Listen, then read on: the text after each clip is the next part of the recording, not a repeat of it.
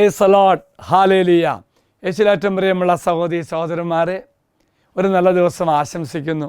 അച്ഛൻ നല്ല ദിവസം ആശംസിക്കുമ്പോൾ തന്നെ ഒരു കാര്യം ഇന്ന് പങ്കുവെക്കുന്ന വചനഭാഗം എന്ന് പറയുന്നത്, നമ്മുടെയൊക്കെ ജീവിതത്തിൽ നിന്നും കൃപയും അനുഗ്രഹവും തട്ടിമാറ്റുന്ന നമ്മുടെ ജീവിതത്തിൽ ചില തെറ്റായ പ്രവണതയുണ്ട്, ഈശോ ആഗ്രഹിക്കാത്ത ഒന്നാണ്. അതാണ് 1 സാമുവേൽ 15:22 നാം വായിക്കുന്നത്. സാമുവേൽ പ്രവാചകൻ സാവൂൾ രാജാവിന് പറയുന്നൊരു കാര്യമുണ്ട്, അനുസരണമാണ് ബലിയേക്കാൾ ശ്രേഷ്ഠം. ഇത് പറയാൻ കാര്യമുണ്ട്. അതായത് ദൈവമാണ് സാമുവേൽ പ്രവാചകനിലൂടെ സാവൂൾ രാജാവിൻ്റെ അരുളി ചെയ്തത്. യുദ്ധത്തിൽ പോകണം, ദൈവം ആ മക്കളൊപ്പം ചേർന്ന് യുദ്ധം ചെയ്തു, വിജയിച്ചു. അതിനുശേഷം 2 തെറ്റ് സാവൂൾ രാജാവ് ചെയ്തു. അത് അനുസരണക്കേടായിരുന്നു. ഒന്ന്, യുദ്ധത്തിൽ വിജയിച്ചപ്പോൾ ആ വിജയം സ്വന്തം കഴിവായി ഏറ്റെടുക്കുകയും വിജയസ്തംഭം സ്ഥാപിക്കുകയും ചെയ്തു. അത് പ്രവാചകൻ ഇഷ്ടപ്പെട്ടില്ല.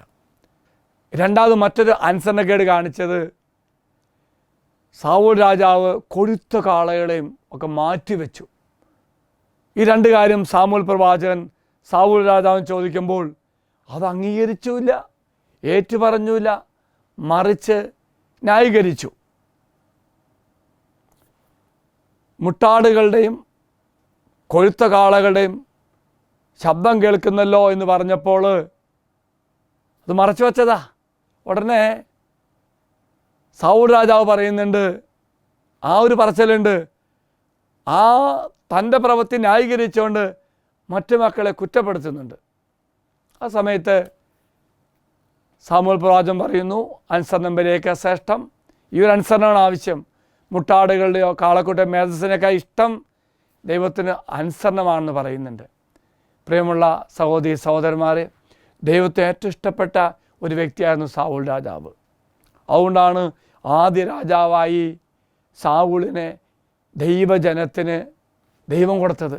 പിന്നീട് തിന്മയുടെ സ്വാധീനം കടന്നു വരുന്നു, അനുസരണക്കേട് കാണിക്കുന്നു,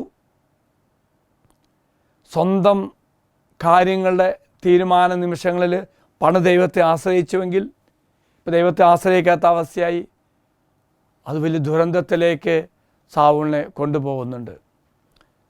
സാവൂളിനെ അപ്രകാരം ദൈവം പറഞ്ഞ പോലെ അഭിഷേകം ചെയ്തോ. പിന്നീട് നാം കാണുന്നുണ്ട്, സാവൂളിന് പകരം ദാവീദ് രാജാവിനെ അഭിഷേകം ചെയ്യുക. പ്രിയമുള്ള സഹോദരി സഹോദരന്മാരെ, എങ്കിൽ അനുസരണം നമ്മെ ദൈവത്തിൻ്റെ മനോഭാവത്തിൽ നമ്മെ ചേർത്ത് വയ്ക്കും. വീണ്ടും ദൈവത്തോട് ആലോചന ചോദിച്ച് മാത്രം നാം തീരുമാനം എടുക്കുകയുള്ളൂ. ദൈവത്തിന് ആഗ്രഹിക്കാത്തൊന്നും നാം ചെയ്യില്ല. എങ്കിൽ നമ്മൾ പ്രാർത്ഥിക്കാം, കർത്താവേ, നിന്നോട് ചേർന്ന് നിന്നുകൊണ്ട് അനുസരണമുള്ള ഒരു മനോഭാവം എന്നെ രൂപപ്പെടുത്താൻ വേണ്ടി പ്രാർത്ഥിക്കാം. ദൈവം എല്ലാവരും അനുഗ്രഹിക്കട്ടെ എന്ന് പ്രാർത്ഥിക്കുന്നു. മറക്കരുത്, ഈശോ ആഗ്രഹിക്കുന്നത് അനുസരണമാണ്.